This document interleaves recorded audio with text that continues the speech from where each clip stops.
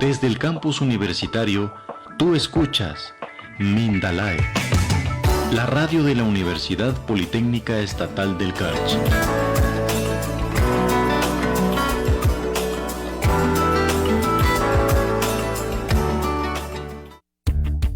Bienvenidos al programa de Mente Pública, un espacio para hablar sobre democracia, política, administración, desarrollo social, cultura, historia y temas de interés para la comunidad universitaria. Acompáñanos en los próximos minutos para conocer de cerca el mundo de la administración pública. Bienvenidos. Todos los jueves a partir de las 17 horas tienes una cita Estás con escuchando Mente Pública, un espacio radial de la carrera de Administración Pública de la Universidad Politécnica. Estás escuchando Mente Pública, un espacio radial de la carrera de Administración Pública de la Desde el Universidad campus universitario, Estatal. tú escuchas Mindalae, la radio de la Universidad Politécnica Estatal del Carchi.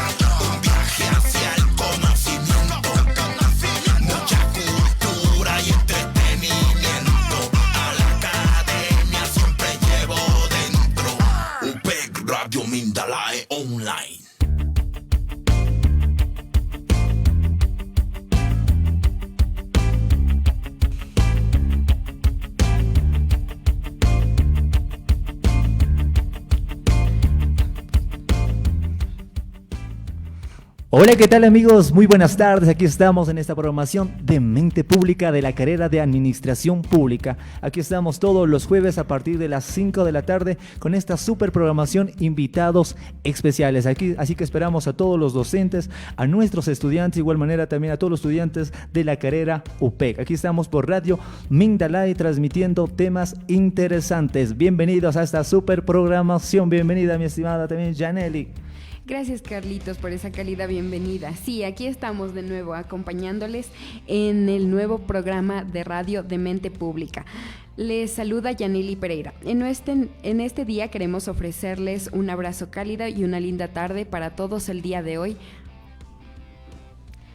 Muy buenas tardes, ¿qué tal amigos? ¿Cómo están? Mi nombre es Micaela de la Cruz y junto a mi equipo somos estudiantes de la carrera de Administración Pública. Para nosotros es un gran placer compartir esta tarde con ustedes en su programa de Mente Pública. Bienvenidos y buenas tardes. Eso, así estamos. De igual manera, en este espacio siempre se maneja 3 temáticas, que es en contexto. Ahí damos a conocer invitados, actores políticos, de igual manera docentes, expertos en temas políticos, expertos en temas legislativos. De igual manera damos a conocer a través de una entrevista para retroalimentar los temas académicos. También tenemos el segmento que se llama Feedback Juvenil. Este trata de interactuar con los estudiantes de la comunidad universitaria y con el público en general. También tenemos el segmento Entre Líneas, donde daremos a conocer a actores de nuestra carrera. Y en esta parte estamos así entre líneas, damos a conocer, temáticas sobre el libro, revista y sobre la historia, en que las partes son muy interesantes y la historia cómo está relacionada en nuestras vidas. Para este momento tenemos un dato curioso sobre el tema que vamos a abordar en este momento. En el año de 1893, Nueva Zelanda fue el primer país que permitió el voto a las mujeres, pero sin embargo el voto era restringido, digámoslo así, porque podían votar, pero no podían ser elegidas para ejercer un cargo público. Después, en el estado de Wyoming, que es Estados Unidos, se instauró después el sufragio igual, sin diferencias de sexo, es decir, podría participar los hombres y las mujeres en el sufragio, pero empezó desde este año. E incluso los primeros países europeos en instaurar el sufragio universal fueron Finlandia en el año de 1906, seguido por Suecia y Noruega. ¿Qué tal este dato curioso, Carlitos? Muy interesante, mi querida Yaneli, pues podemos ver que existe una democracia participativa, ¿no?, en diferentes países, porque de igual manera también las mujeres tienen su punto de vista para dar su voto y qué líder, ¿no? Y podemos ver también que hoy en día existen mujeres presidente, hay mujeres también médicas y ellas también se merecen que tengan esas oportunidades, ¿no?, a través de la democracia participativa. En esta parte nos vamos a un corte comercial y ya volvemos. También estamos llegando gracias también a Papelería Carchi y Richie Charles. También estamos llegando y de igual manera también damos a conocer también la bienvenida también de un webinar que se va a realizar este 13 de febrero, que se llama Crisis de la Democracia. Como ponentes, ¿a quién tenemos, mi estimada Micaela? Como ponentes tenemos a Alejandro Gutiérrez Socorro, Universidad de los Andes de Venezuela, Vladimir Aguilar Castro, de la Universidad de los Andes de Venezuela, Rafael Duarte Villa, Universidad de Sao Paulo, Brasil, Vladimir Pérez Parra, Universidad Politécnica del Carchi, Ecuador, y también tenemos a Byron Otavalo Marián, moderador, Universidad del Valle. Muy bien, Estos muy son bien. los oponentes que tenemos. Nos vamos a un corte y regresamos. Aquí estamos de Mente Pública.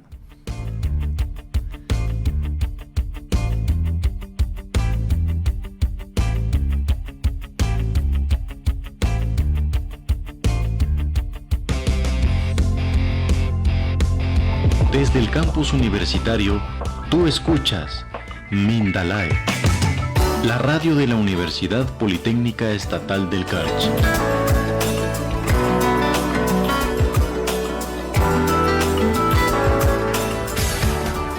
Salud y seguridad ocupacional, un compromiso por tu bienestar.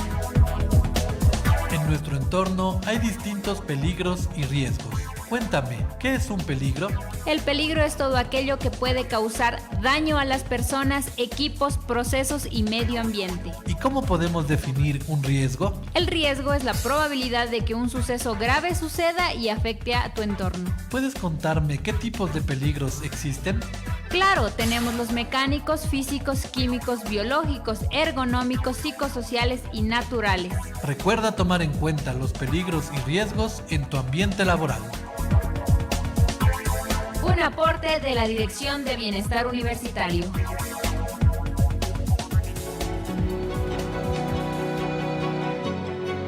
En la Universidad Politécnica Estatal del Carchi encontrarás la ruta hacia tus sueños y descubrirás tus talentos. Vivirás una experiencia cara a cara con tus primeros mentores, compañeros de clases, aprendizajes que dejarán huellas y retos que te harán más fuerte. Abrirás la puerta a nuevos mundos a través de libros, conversaciones, clases, pruebas y risas, donde podrás equivocarte, intentarlo de nuevo y levantarte. En la Politécnica del Carchi queremos acompañarte a descubrir tu potencial como persona y a desarrollar tus habilidades como profesional. Nuestra misión es apostarle a tus sueños y recordarte lo mucho que importan. Nos unimos para transformar tu vida y con ella la de la sociedad. A través de la guía de docentes calificados, infraestructura de calidad, espacios de arte y cultura, laboratorios y centros experimentales que te llevarán hacia la excelencia académica. UPEC, educamos para transformar el mundo. ¡Epa! Esta es la Politécnica del Carchi, donde transformamos al mundo.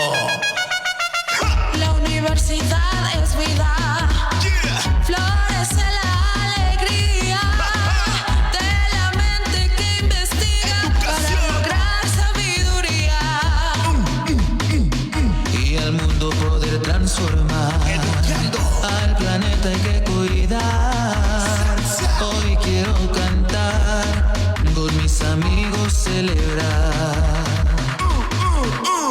UPEC, la Politécnica del Carchi es cálida. La Politécnica del Carchi es cálida.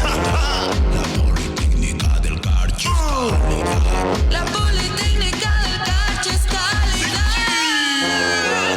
Vamos con todos soñando a la paz. Vamos con todos al mundo a cuidar. Vamos con todos cantando a la paz. Siempre a lo PEC vamos a amar. Transformando el mundo del Carchi pa'l mundo. Somos guerreros en acción, interculturalidad e innovación. Somos un universo hecho canción que alimenta nuestra motivación. En el aula se forja la ciencia, se siembra cosecha, se aprende y se vive con nuestros amigos. Somos el pasado, somos el presente, somos el futuro que transforma el mundo. La Politécnica del Carchi es cálida. La Politécnica del Carchi es cálida. La Politécnica del Carchi es cálida. La Politécnica del Carchi es cálida. Vamos con todos soñando a la paz. Vamos con todos al mundo a cuidar. Vamos con todos cantando a la paz. Siempre a lo PEC vamos a amar. Transformando el mundo.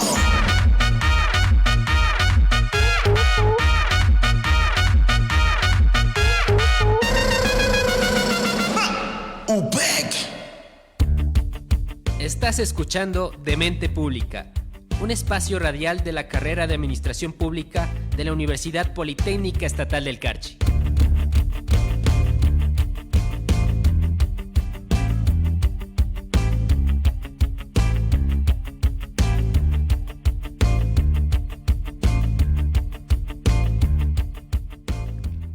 Y volvemos. En esta tarde tenemos un invitado súper especial, pero antes de esto queremos invitarles a que se conecten y nos acompañen para que escuchen el análisis político y el referéndum, que es lo más importante que vincula a la sociedad con el Estado.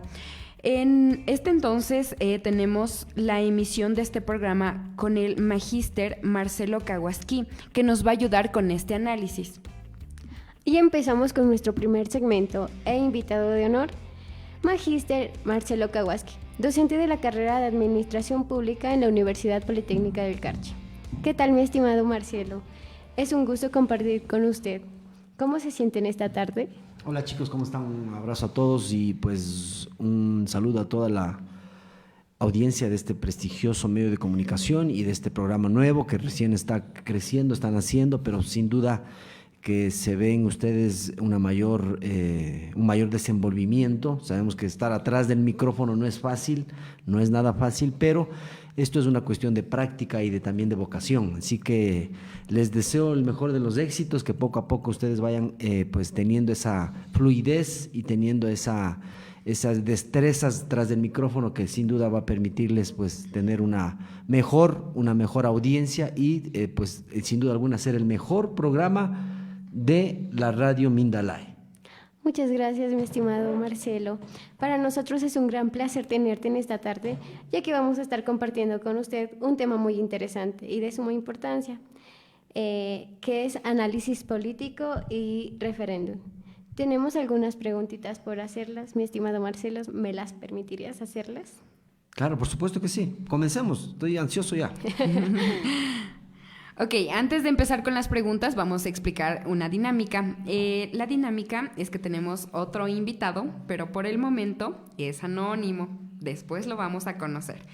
Al momento que el magíster Marcelo responda a estas preguntas, este acompañante le va a acotar o le va a, como decir, argumentar sobre lo que estamos hablando, para después tener otra dinámica súper sorpresa que nos va a alzar en rating. Entonces, la primera pregunta es: ¿cree usted que el referéndum es la respuesta a los problemas sociales, económicos y políticos que atraviesa el país en la actualidad?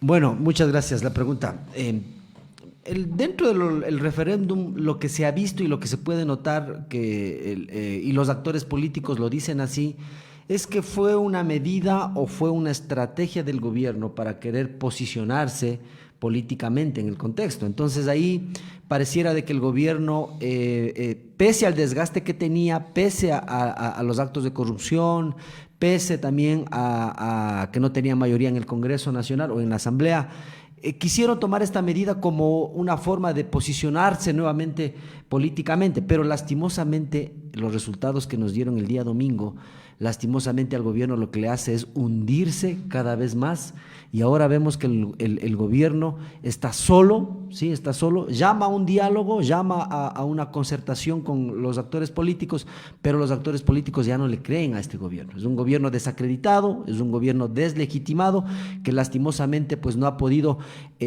solucionar los problemas graves del Ecuador, la educación, la salud, la inseguridad, y eso sin duda alguna el electorado o nosotros como ciudadanos pues vimos reflejados en las urnas ese rechazo, esa insatisfacción que tenemos frente a este gobierno. Entonces, lejos de ser una solución a los problemas, la consulta popular lo que fue es una estrategia del gobierno que le salió mal, y ahora vemos como patada de ahogado a un gobierno que trata de cambiar, incluso está cambiando ya al gabinete ministerial. Sé que hay un nuevo ministro de gobierno, sé que hay un nuevo ministro el secretario general de la presidencia. Entonces eso es una medida ya extrema que está tomando el presidente. ¿Por qué? Porque el cálculo político le salió mal. Pero le salió mal, ¿por qué? Porque dentro del gobierno no hay expertos, diríamos así, en lecturas de la dinámica política del país. Creyeron que manejar el país es como manejar una empresa, como manejar una institución privada, y ahora se dan cuenta de que manejar un Estado, manejar un país implica, o manejar un gobierno implica saber mucho del contexto político del país. Bien, buenas tardes con todos. Mi nombre es Brian Villarreal, docente de la carrera de Administración Pública, y bueno, venimos a compartir un momento de espacios de reflexión sobre estos últimos procesos democráticos que hemos llevado a cabo, y esperemos que esto sea llevadero y sea productivo tanto para los radioescuchas, para la comunidad universitaria. Bien, un poco haciendo análisis sobre la pregunta que le hacían al profesor Marcelo sobre si esta consulta popular resuelve los problemas sociales, pues no sé si la intención del gobierno era resolver problemas estructurales, pero si el ánimo del gobierno era al final del día tratar de resolver problemas por medio de la consulta, pues creemos que no es la vía correcta, porque al final tuvo un rechazo contundente, más de un 53% de no en todas las preguntas, y eso hace que al final del día, como no hubo esa aceptación de la ciudadanía, pues no creo que al final se resuelva estos problemas. Ahora le toca al gobierno armar otro tipo de estrategias, armar otro tipo de acciones para tratar de solventar los problemas que al final del día afectan a la ciudadanía. Si lo quiso hacer vía referéndum o consulta popular, pues simplemente no lo logró, pero ahora tiene que buscar la forma en cómo solucionar estos inconvenientes. Son gestiones, acciones que por obligación tiene que hacer el gobierno, y ver cómo a través de estrategias gubernamentales trata de resolver aquello que estaba puesto en la consulta, porque si ustedes ven, habían preguntas sobre seguridad, habían preguntas sobre ambiente, habían preguntas sobre partidos políticos, sobre democracia en sí, que al final resolvían tal vez problemas, pero que en su esencia no se lo hacía. Tal vez no sabemos cuál era la intención última del gobierno al generar estas preguntas, pero la única certeza que se tiene ahora es que efectivamente el no ganó en el Ecuador, y provincias como Guayas, provincias como Pichincha, que son provincias grandes, pues dieron este rotundo no. Hoy en la actualidad vemos que las preguntas que fueron sometidas acá en el Carchi, pues la mayoría votó que no. Sí, si ustedes pueden ver en los datos del CNE, el Carchi resolvió dar esta negativa al gobierno y ver cómo el gobierno desde su campo de acción trate de resolver estos problemas estructurales. Muy bien, Magíster Brian. De igual manera, como segunda pregunta para el Magíster Marcelo, ¿Cree que los resultados del referéndum es la respuesta de la ciudadanía debido a todos los acontecimientos que suscitaron durante el gobierno del actual presidente? Aquí enfatizamos de igual manera en esta segunda pregunta con los resultados. De igual manera tenemos como un punto negativo que ganó el no, el riesgo país. De igual manera, como otro punto negativo, también tenemos ya las marchas de los dirigentes indígenas. ¿Qué nos da este resultado, Magíster Marcelo?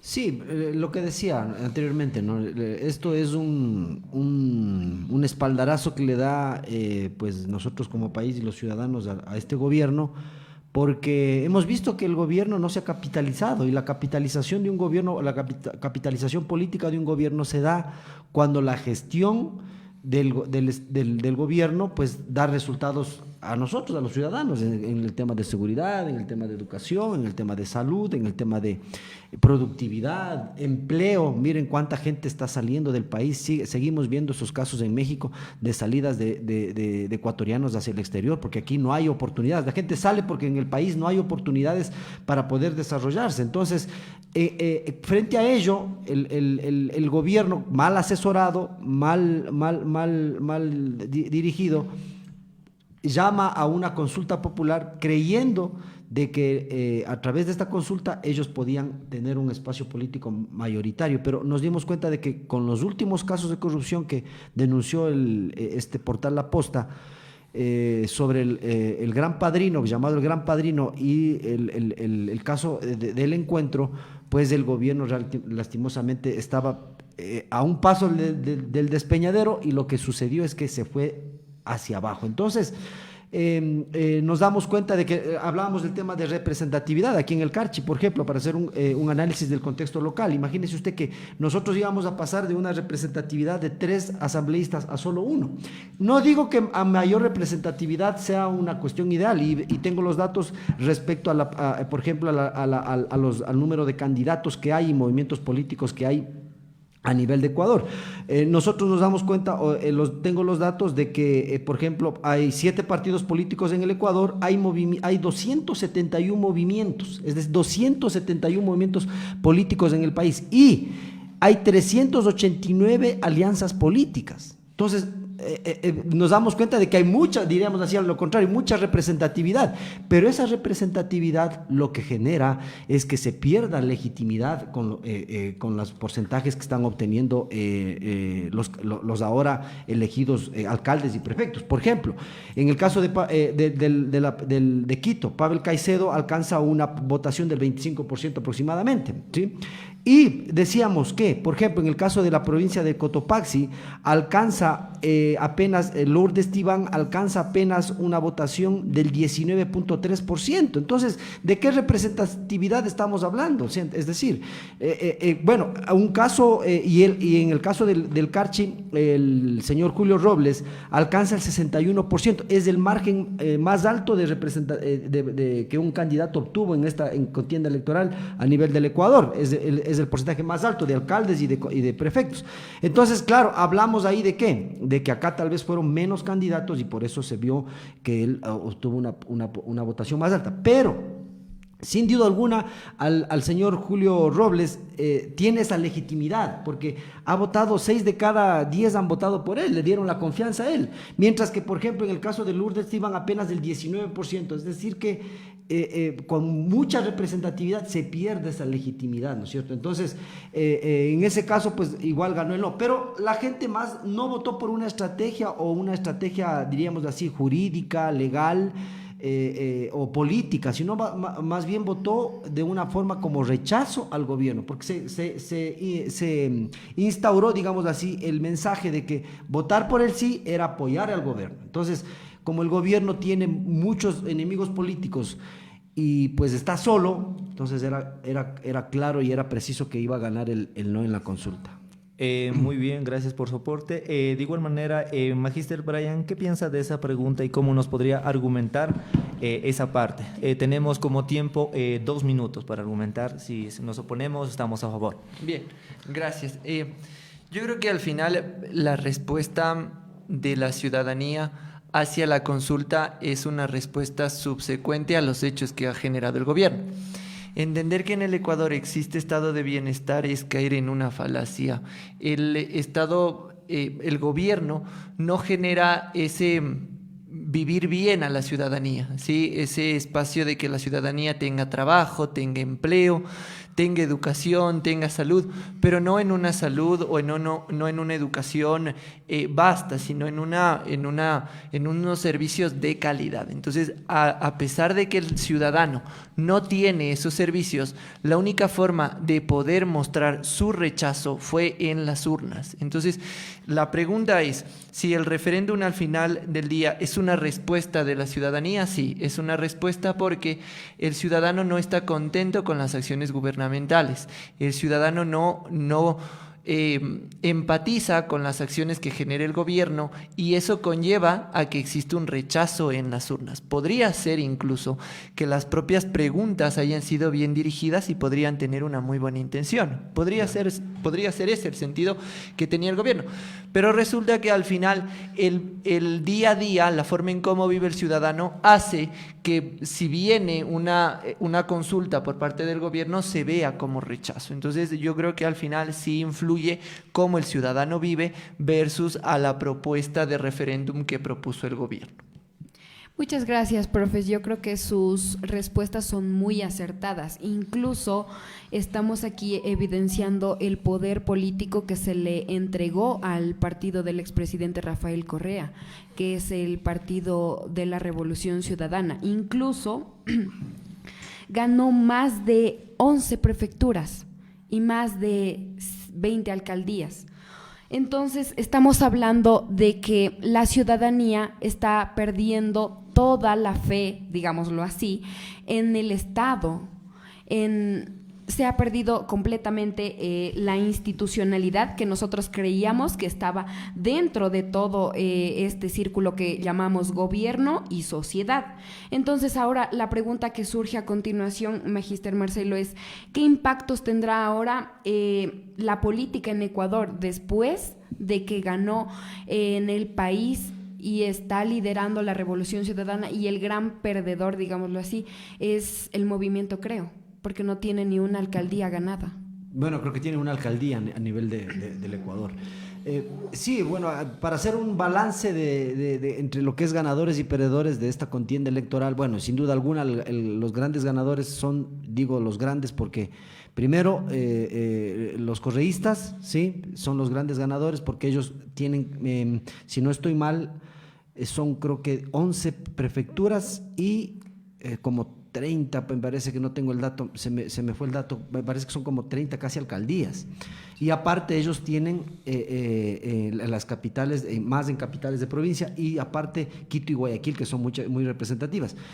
El segundo ganador para mí es el movimiento Pachacuti, ¿sí? El movimiento Pachacuti también tiene alcanza muchas concejalías y prefecturas, especialmente en el centro del país. Los grandes perdedores, sin duda alguna, el gobierno, ¿sí? Por el referendo y por la representatividad que tiene a nivel de prefecturas y alcaldías. No creo que tienen una tienen en total. Entonces, como otro perdedor, sabemos que es el Partido Social Cristiano, sí, que sin duda alguna ellos, si no estoy mal, ellos alcanzan como 25 alcaldías, creo que son 3 prefecturas, pero pierden el bastión, como decía, el corazón del Partido Social Cristiano es el Guayas y Guayaquil, y perdieron con una hegemonía de la que habla mucho el gran Antonio Gramsci. Perdieron 31 años de hegemonía política en el Guayas y lo perdieron de una manera, ¿con quién? Con su más acérrimo rival, que es la Revolución Ciudadana. Entonces también podríamos decir que ellos son los grandes perdedores.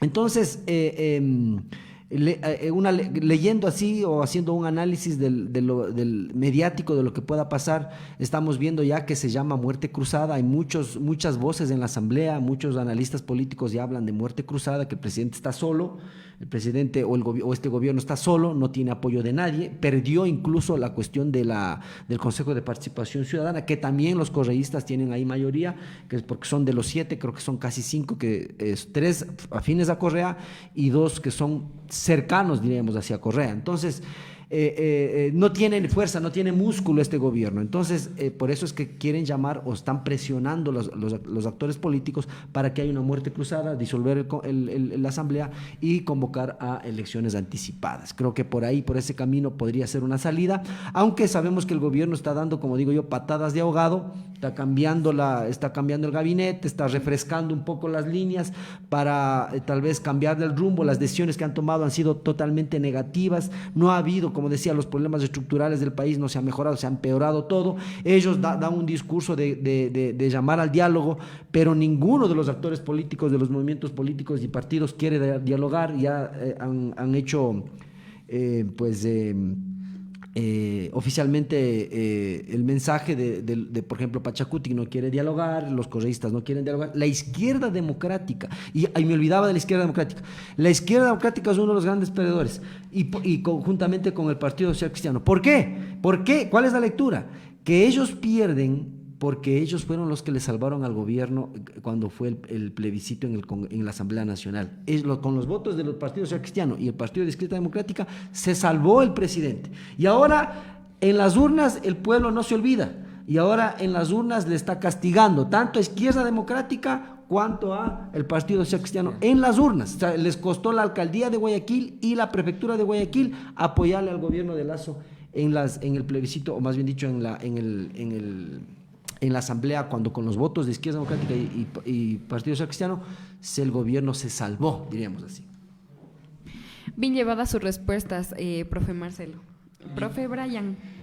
Bien, a ver, yo veo aquí dos perspectivas. La primera, ¿cuál es? ¿Qué impactos cree que tendrá ahora la política en el Ecuador? Desde dos puntos de vista. Primero, el tema de entender cómo va a emitir la política pública el gobierno. ¿Cómo la debería emitir? Pues tratando de contrarrestar aquellas acciones que estaban preguntando en consulta. Me explico. Si el tema era hablar sobre extradición, tengo que ver la forma en cómo yo manejaría esos procesos para tratar de evitar la delincuencia y tratar de evitar todo el tema del crimen organizado dentro del Ecuador. Entonces ahí el gobierno tiene que empezar a ver qué preguntas hizo y cómo a través de esa potestad gubernamental tratar de emitir política pública para contrarrestar ese no que tuvo en las urnas. El segundo punto, que cómo veo la política democrática de partidos políticos de elección popular a partir de este referéndum. El sentido primero es los partidos de izquierda a nivel de Latinoamérica están volviendo y Ecuador no va a ser la excepción, ¿sí? Ecuador va a tener las próximas elecciones muy probablemente un partido de izquierda. Ya viene en Chile, vino en Argentina, vino en Brasil, en Colombia, primera vez un partido de izquierda, ahora Perú. Que esas intenciones de derecha han hecho que el presidente tenga que desplazarse de su cargo. Entonces, lo que viene en el Ecuador, la lectura obvia más macro que existe es que de aquí el próximo gobierno va a ser de izquierda. Ahora, para los partidos políticos de menor cantidad, a partir de esta elección me parece que hay un motivo más para que estos sigan viviendo, sigan existiendo, porque una de las preguntas del referéndum era efectivamente tratar de acortar el tema de los partidos políticos. ¿Y cuál era la justificación del gobierno? Es que habían 272 movimientos políticos. Entonces, al existir muchos partidos políticos, ellos pensaban que lo correcto era tratar de disminuirlo. Sin embargo, el disminuir espacios democráticos es disminuir la democracia, ¿sí? Esa posibilidad de que partidos pequeños, cantonales, como Tulcán, podrían desaparecer, ¿sí? Podrían ser parte de una desaparición. Entonces, viendo que existió este no en esta pregunta, los partidos políticos van a poder todavía seguir en pie, van a poder estar en lucha. Entonces, ¿eso qué nos lleva? A que todavía van a existir espacios democráticos que al final van a enriquecer las voces de las personas, ¿sí? Entonces, y eso también se ha estado fortaleciendo con el tema de las elecciones de las minorías. ¿sí? Ahora no, porque las minorías deben ser escuchadas, no porque yo no tengo el suficiente respaldo popular, no significa que mi voz no debe ser escuchada, ¿sí? Así yo tenga espacios pequeños de respaldo, esos pequeños también deben ser escuchados en cualquier espacio de poder. Entonces hoy tenemos aquí en Tulcán uno de los candidatos, bueno, desde las anteriores elecciones han entrado por las minorías, pero eso al final genera democracia, todas las personas al final van a ser escuchadas.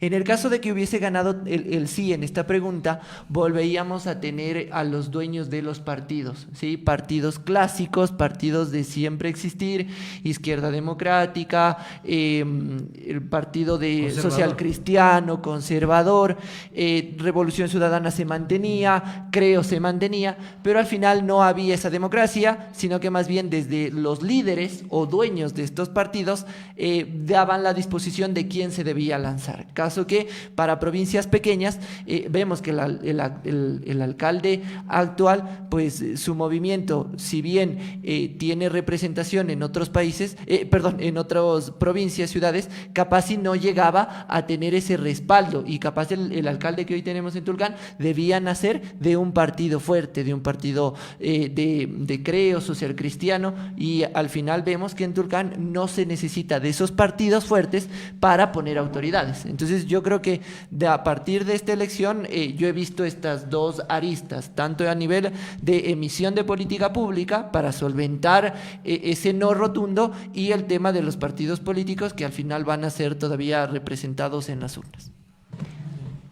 Muchas gracias por sus diálogos. Como siguiente pregunta, ya que terminamos de hablar de que hay un movimiento de partidos políticos más adelante que los otros, aquí va la pregunta. ¿Qué opinan acerca de los sectores de la oposición? ¿Han tenido un gran peso en el previsible fracaso de este referéndum? Bueno, la oposición es la que ganó. Sí, la oposición al gobierno. Todos están ahora, se oponen al gobierno. Estar con el gobierno en este momento no le capitaliza políticamente. Entonces, todos están en contra de todos los movimientos políticos y partidos políticos, ¿no? Porque ya quieren, incluso como le decía, se habla ya de una cuestión de plebiscito. Sí. Miren ustedes acá no sé si es que haya un espacio luego del corte comercial para hacer un análisis de la cuestión local, de la provincia y de la ciudad o las ciudades, que sí sería interesante hacer un análisis de lo que pasó con Izquierda Democrática, de lo que pasó con el movimiento conservador, de lo que pasó con las prefecturas y con algunas alcaldías también de aquí de la ciudad. Pero claro, por ejemplo, acá el gobierno o el partido del gobierno no tiene casi representación en nada, ¿no es cierto? Entonces, ahí vemos que lastimosamente para el gobierno no tiene músculo, no tiene fuerza, está solo. Como decía, quiere refrescar las filas de sus filas a nivel de ministros para ver si es que algo hay, cambiar la estrategia, cambiar el rumbo, porque el rumbo que ha venido estos 2 años le ha llevado al despeñadero. Entonces, no sé si es que nosotros como sociedad o los actores políticos querrán aguantarle o querremos aguantarle al gobierno 2 años más de 2 años más. Entonces, pareciera de que ya el gobierno no tiene oxígeno. Sí, está en cuidados intensivos y el oxígeno está terminándose, y una vez que termine el oxígeno, pues se termina el gobierno. Entonces, yo creo que más es por ahí, y dentro de las altas esferas políticas creo que están fraguando algo de eso, ¿no? Algo de eso. Darle una salida legítima, legal, constitucional, pero que el gobierno ya se haga a un lado y no sea una piedra en el zapato para todo el mundo. Muchas gracias, Inge Marcelo. ¿Qué argumento nos tendría que dar, ingeniero Brian? Bien, gracias. A ver, sin duda los partidos políticos contrarios al gobierno generaron peso para la elección, ¿sí? Y aquí creo que hizo falta el tema de la campaña del sí en territorio. Sí, nosotros no vimos a gobernadores empoderados tratando de sacar un buen porcentaje para que el sí gane, ¿sí? No vimos a los gobernadores en territorio apoderándose para que gane ese sí. Y por ende, los partidos políticos contrarios al gobierno, si bien promocionaban sus alcaldías, concejalías, prefecturas, también promocionaban un no rotundo, ¿sí? Entonces los partidos políticos al final jugaron un papel importante en esa negativa propia del gobierno. Ahora la oposición, el gobierno empezó con oposición, ¿sí? Y una oposición que la podremos ver es en el tema del porcentaje de cómo gana Guillermo Lasso. Guillermo Lasso gana con el 51.45%. Eso significa que un 48.5% no quería tenerlo a él como presidente. Y otra cosa, Brian, en la primera vuelta ellos tuvieron el 19%. Además. Que es peor Además. Entonces, el presidente empezó con teniendo una resistencia por varios de los partidos políticos y por varios de la ciudadanía. Ahora, si bien los partidos políticos hicieron mucha propaganda para que él no gane, hubo gente que votó no influenciada por un partido político, sino influenciada también por su entorno social, ¿sí? Por el tema de ver que al final el gobierno no está generando acciones que den confianza a la ciudadanía como para apoyar en lo que ellos proponen. Entonces, a mi criterio, va a existir ahora una oposición más fuerte, una posición incluso más legitimada por ese respaldo que hubo en las urnas, ¿sí? Entonces ahora, como bien lo decía Marcelo, el gran ganador fue Revolución Ciudadana, y eso lo pone en otro lugar del tablero electoral, ¿sí? Ahora la Revolución Ciudadana lo que debe hacer es un poco fundamentar el porqué de la ganancia y tratar de apoyar lo que pida la ciudadanía, no a favor o en contra de Revolución Ciudadana, pero sí con el ánimo de que vean que existe una oposición clara, presente, y que el gobierno al final tiene que lidiar con el no rotundo que tuvo y además con la oposición que día a día se le va a venir. Muy bien, gracias por su aporte, Magíster Brian. Aquí estamos en esta programación de Mente Pública. De igual manera, también les hacemos una cordial invitación al webinar Crisis de la Democracia o Crisis en la Democracia. Como ponentes tenemos, mi estimada Micaela. Como ponentes tenemos a Alejandro Gutiérrez Socorro, Universidad de los Andes, Venezuela; Vladimir Aguilar Castro, Universidad de los Andes, Venezuela; Rafael Duarte Villa, Universidad Sao Paulo, Brasil; Vladimir Pérez Parra, Universidad Politécnica del Carchi, Ecuador; Byron Otavalo Marín, moderador, Universidad del Valle. Nos vamos a una pausa y volvemos. Alerta. Chao, chao.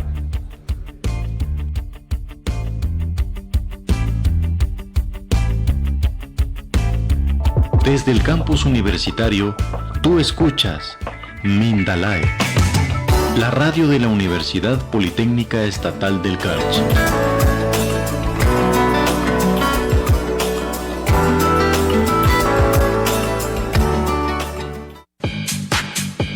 ¿Te gustaría aprender sobre los alimentos industrializados? Alimenta tu ingenio, el programa radial de la carrera de alimentos te invita a conocer de importante e innovadora información. Con expertos acercándote al futuro, descubriendo la ciencia, nutrición, salud e investigación. Sintonízanos por Radio PEC Mindalae, la voz de la Politécnica del Carchi. Escúchanos todos los jueves a las 12 horas. ¡Te esperamos! Te invitamos a escuchar la radio revista Por Tu Bienestar. Consejos, entrevistas, invitados, música y mucho más para aportar a tu salud física y mental. Por Tu Bienestar, todos los días miércoles a las 12 del mediodía. Y nuestro reprise los días viernes a las 15 horas. ¡Te esperamos!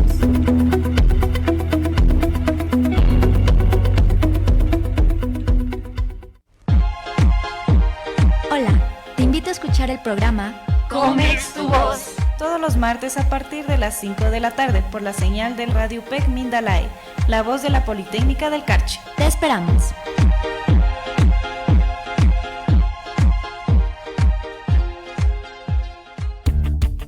Estás escuchando Mente Pública, un espacio radial de la carrera de Administración Pública de la Universidad Politécnica Estatal del Carchi.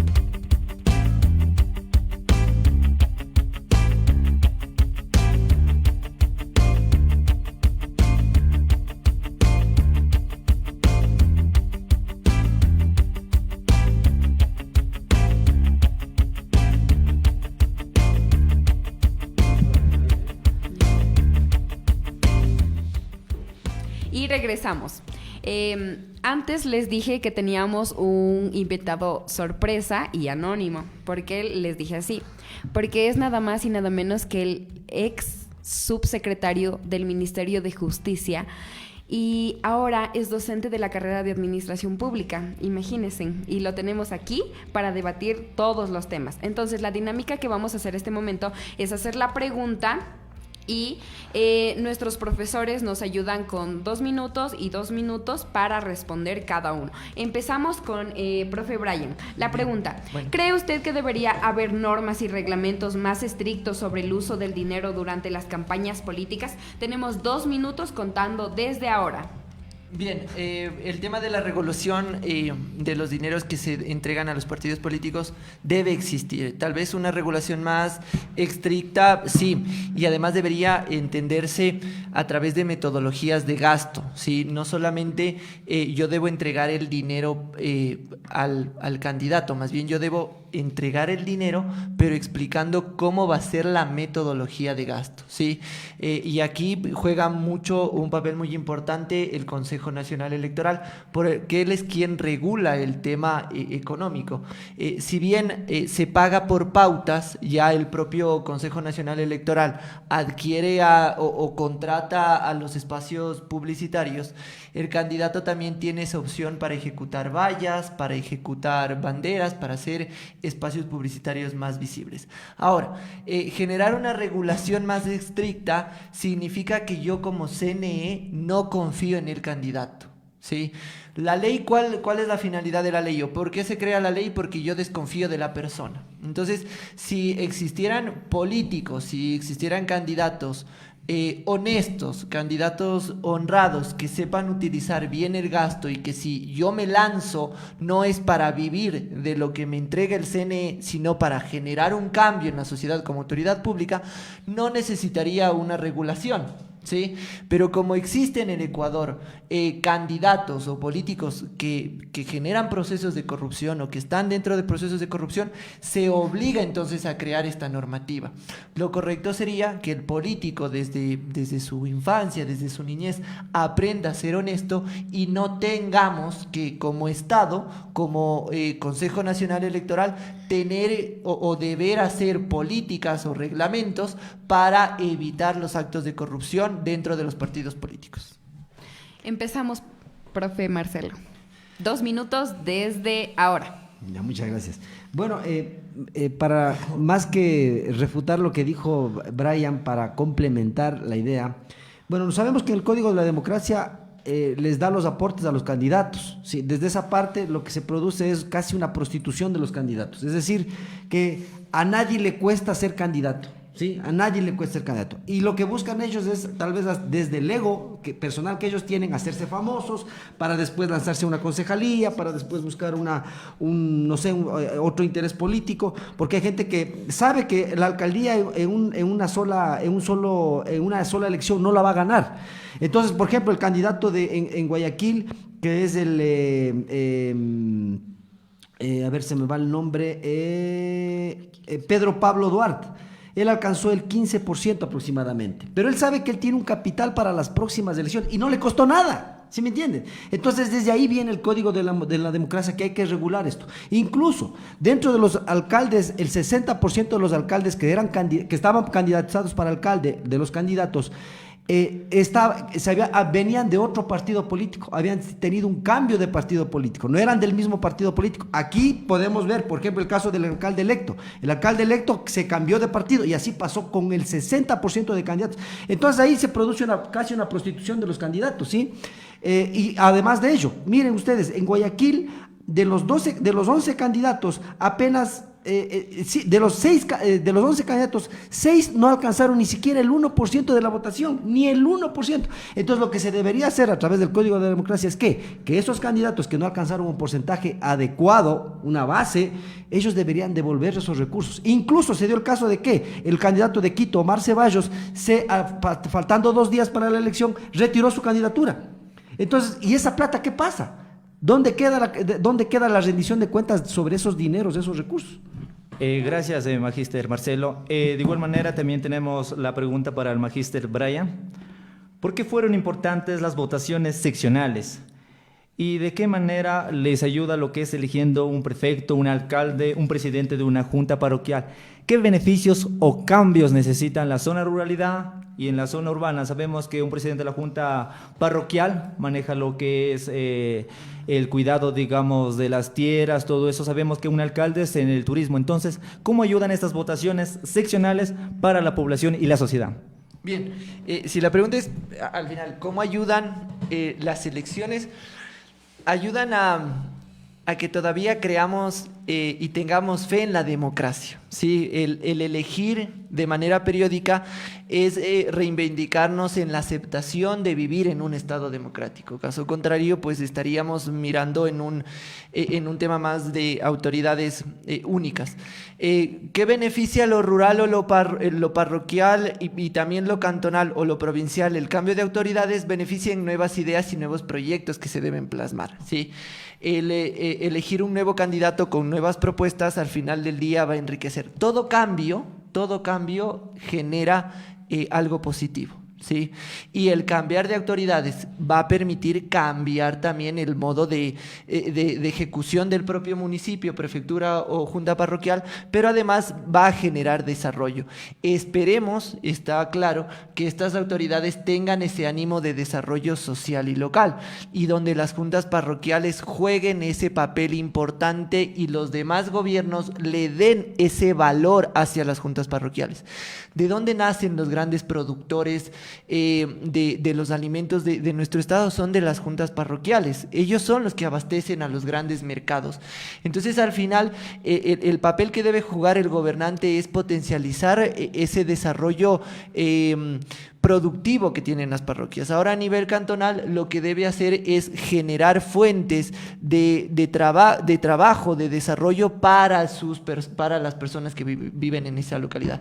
Y la prefectura debe empezar a articular con los municipios. Aquí en el Carchi vamos a ver cómo el prefecto trata de mejorar el tema vial, el tema productivo, el tema de agua, que tanto lo ofreció en campaña, para ver si lo tenemos. Y el alcalde de Tulcán, que pidió ser transparencia, que habló sobre un caminar en equipo, pues al final de su gestión lo haga, ¿no? Vamos a ver. Magister Marcelo.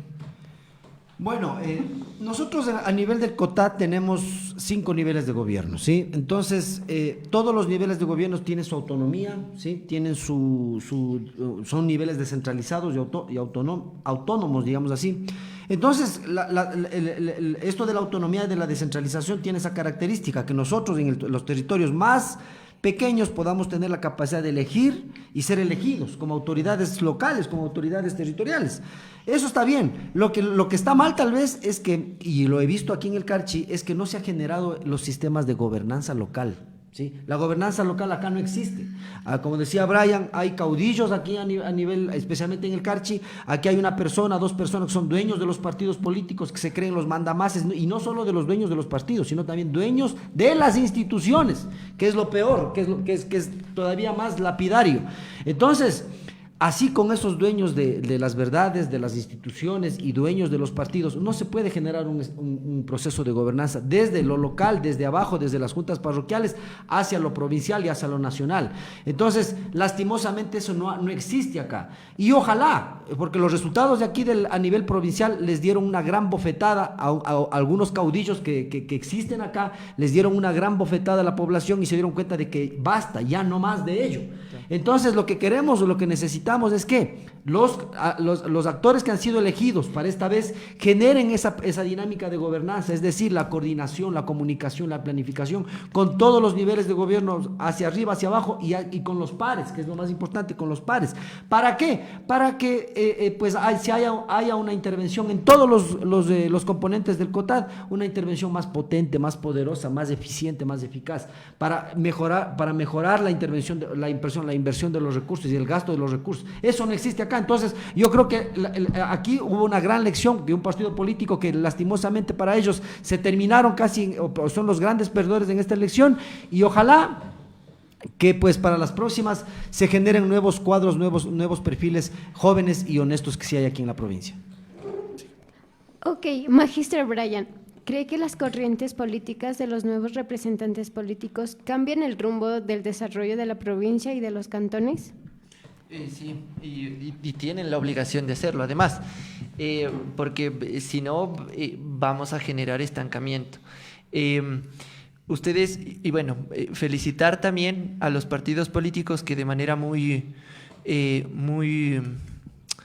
con ese ánimo de renovación han puesto o han visto a futuros candidatos que han salido de aquí, de ustedes, de la carrera. Entonces, eso felicitar a los partidos políticos porque esta renovación hace que el joven también sea escuchado. Entonces, a través de estos micrófonos hacer el llamado para que crean en ustedes mismos y que al final sepan que pueden ocupar estos espacios. Si Profe, mal no estoy, una pregunta. Son 5. ¿Cómo podemos hacer que la ciudadanía confíe en nosotros? Bien, en los jóvenes, bien, porque bien. tenemos buenas propuestas, tenemos buenas, como decir, planificaciones, sabemos cómo ejecutar las competencias y las funciones dentro de un GAT, ¿no? Pero ¿cómo hacemos para que la ciudadanía confíe en nosotros? Bien, Yaneli.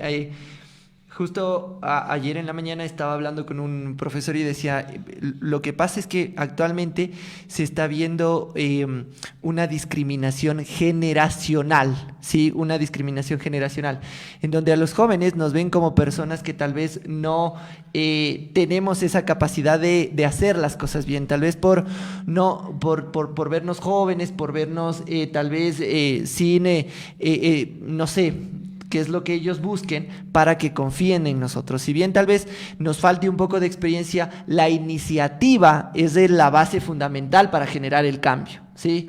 No importa que tengamos, si tenemos experiencia, pero no tenemos esa iniciativa para hacer el cambio, las cosas van a seguir igual. Si yo soy joven y tengo la iniciativa, pues ¿por qué no hacerlo? ¿Qué tiene de malo fallar? ¿Sí? Si bien las autoridades, los gobiernos tienen esa limitación de no fallar, pues en las aulas universitarias podemos hacerlo para luego generar un cambio. Entonces, yo creo que al final lo que nos espera es que los partidos políticos regresen a ver a la academia y vean estos perfiles que a mi criterio son buenos para que ocupen cargos gubernamentales. Gracias, Magíster Brian. Magíster Marcelo, ¿algo que comentar? Bueno, sí, yo creo que aquí en la provincia lo que hay que hacer en los territorios locales es refrescar, sí, refrescar los partidos políticos, refrescar los cuadros, los perfiles.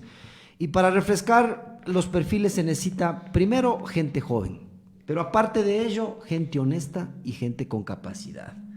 Y una cosa importante que nosotros estamos en el servicio público o en las organizaciones públicas es la vocación de servicio, ¿sí? Eso es una cuestión que es sine qua non, ¿sí? Para todo candidato. Pero ya en la intervención anterior hablé sobre la cuestión de los caudillismos políticos aquí en la provincia. Entonces, yo creo que hay o debe haber espacio para los jóvenes preparados, para los jóvenes entusiastas, para los jóvenes honestos que vienen con nuevas ideas. La tecnología ahora es una herramienta que ustedes, los jóvenes, lo manejan al revés y al derecho, y es necesario que los gobiernos locales o en la gestión local o en la gestión pública de aquí de la provincia involucrar a este elemento tecnológico, que ustedes lo manejan, que ustedes lo conocen y conocen y saben de ello. Entonces, y claro, también hay que hacer un recorrido político, ¿sí? Porque nosotros no necesitamos que venga como ya se ha visto, una candidata de la Revolución Ciudadana en la provincia del Guayas, la candidata alcaldesa, que ya sabemos que modelo de qué tipo era y ganó las elecciones. Bueno, hay que darle, yo creo que es la posibilidad para que ella haga la gestión y vamos cómo le va. Pero no creo que sea lo más tal vez hasta prudente, ¿sí? Porque se necesita saber de la gestión pública, se necesita saber de la cuestión jurídica, de la dinámica política, del territorio, del desarrollo, de la gestión pública, se necesita saber, y ustedes lo conocen, para eso están preparándose, para estar en una entidad pública, y mejor si es que ustedes ejercen ese liderazgo y van no como un empleado, como un trabajador de una gestión pública, que sí podría ser, pero más bien como una autoridad, ¿sí? Desde un gobierno local parroquial hasta uno provincial. Muy amable, gracias por su aporte, Magíster Marcelo. De igual manera también gracias por su aporte, Magíster Brian Villarreal. Aquí estuvimos en la programación de Mente Pública con un análisis político sobre lo que es el referéndum y también las seccionales. Aquí estamos en esta super programación todos los días jueves de 5 a 6 de la tarde. Esta programación es debates políticos, económicos, realidad ciudadana y de igual manera temas no gubernamentales y gubernamentales. Así que los esperamos en esta programación súper chévere. Un abrazo para todos los docentes, todos los estudiantes, también a los fieles seguidores. También aquí estamos en esta súper programación. También mi querida Janely. Muchas gracias, Carlitos. Pues sí, llegamos al final de nuestro programa y les queremos agradecer al profe Marcelo, profe Brian, por asistir y por darnos todo ese análisis que todos los ciudadanos necesitamos escuchar para articular todos los mecanismos que tenemos que utilizar la ciudadanía con el Estado y después poder ejecutar o gestionar mediante eso la mejor política pública. Les agradecemos y los esperamos el día jueves con invitados súper especiales como hoy. Es momento de despedirnos, pero no antes invitarlos a compartir y disfrutar de esta sintonía el próximo jueves a partir de las 17 horas en su programa de Mente Pública. Muchas gracias y buenas tardes. Así es, también de igual manera también ya tenemos el ganador del anterior programa. Aquí manejamos para todos los fieles oyentes un premio, ¿no? Ya tenemos la anterior ganadora, fue la señorita Dayana Puetate, y de igual manera hoy corría la pregunta: ¿cuál es la importancia de las preguntas del referéndum hacia la ciudadanía? Así que estamos, amiguitos, conectados y de igual manera nos despedimos, profe Marcelito. Muchas gracias, Carlos, chicas, muchas gracias a toda la audiencia y pues esperamos que pronto nos inviten para discutir algunos otros elementos a nivel de lo que nosotros hacemos, ¿no? La profesión, que es el análisis de la cuestión pública. Gracias, muchachos.